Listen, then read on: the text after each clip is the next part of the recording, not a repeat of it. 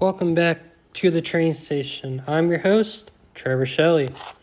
So far, we explored the rise of the railroads, the golden age of steam, the luxury passenger travel, and even the tragedies that forced railroads to become safer. But today, we arrive at a different kind of story, a story of conflict, because railroads didn't just build nations, they helped defend them. And in times of war, railroads became one of the most important tools on the battlefield.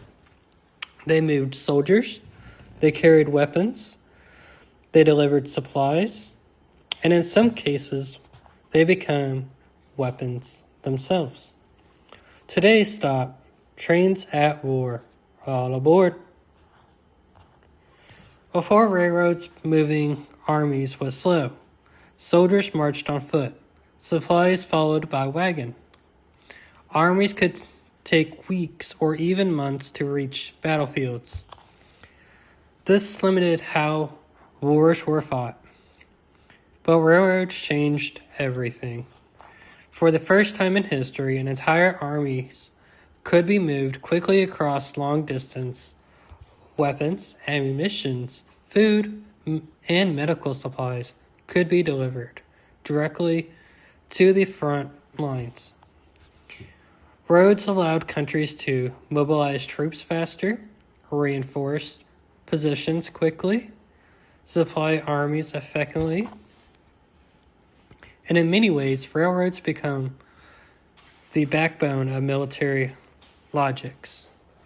Whoever controlled the railroads often controlled the outcome of the battles.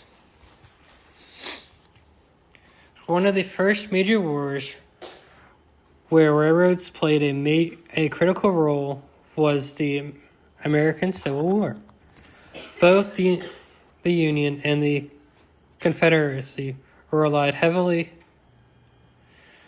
on the railroad networks. The Union had a major advantage. They had more developed railroad infrastructure, more track, more local nodes, more industrial support.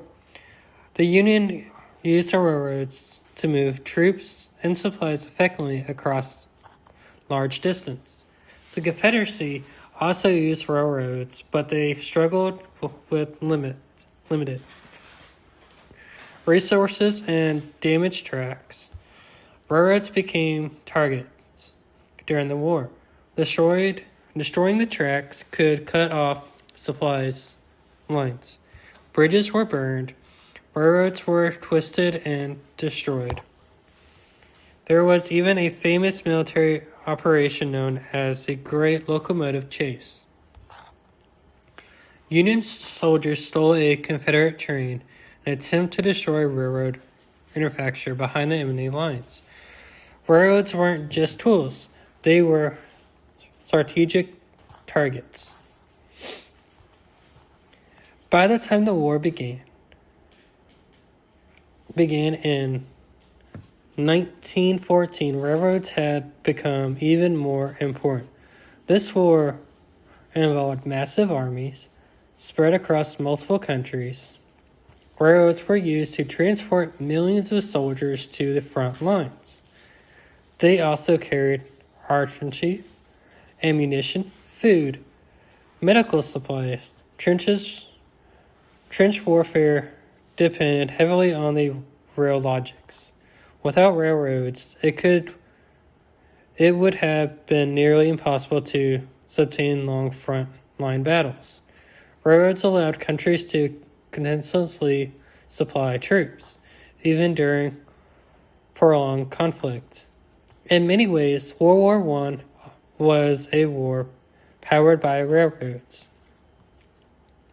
In World War II, railroads became even more essential. An entire war strategy depended on them. Countries used railroad networks to move troops across continents, transport tanks and heavy equipment, supply massive military operations. Railroads became a major targets for bombing. Destroying railroad lines could disrupt an entire supply chain. Air forces specifically targeted railroad yards, bridges, train depots, and occupied territories. Resistant fighters often sabotage rail lines. Cutting railroads could slow enemies' movement.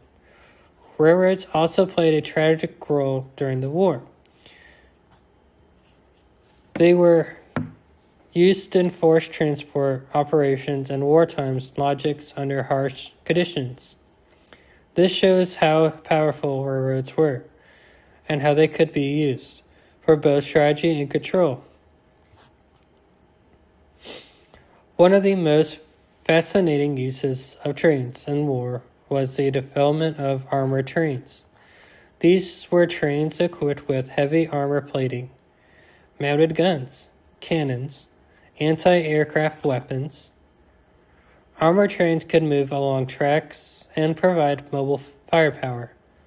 They were used in several conflicts, especially in Europe and parts of Asia. These trains could defend rail lines or attack enemy positions. However, they had a weakness. They were limited to tracks. If the tracks were destroyed, the train was stuck. Even so, armored trains were a unique and powerful part of military history. Because railroads were so important, they became prime targets during wars. Destroying a railroad could cut off supplies, delay troop movement, disrupt communications. Bridges were often blown up. Tracks were sabotaged. Railways were bombed. In many wars, controlling rail lines was just as important as controlling land. Railroads became a critical part of the military strategy. After major wars ended, railroads continued to play a key role in building countries. They helped transport materials for reconstruction. They reconnected cities. They supported economic recovery. Railroads provided that they were not just tools for transportation. They were essential infrastructure. Even today, modern militaries still rely on rail systems for heavy transport. The lessons they learned during wartime continue to influence logics and transportation planning. Railroads changed how wars were fought. They made it possible to move faster, supplies better, and fight on a larger scale than ever before. They became lifelines for armies, targets for enemies, and in some cases, weapons themselves. But not every railroad story is about power or war. Some are about speed, infatuation, and the future. Next time here at the train station, we'll explore the rise of the high-speed rail and how trains are becoming faster than ever before. I'm Trevor Shelley. Thank you for stopping by the station. And remember, all aboard, next stop history.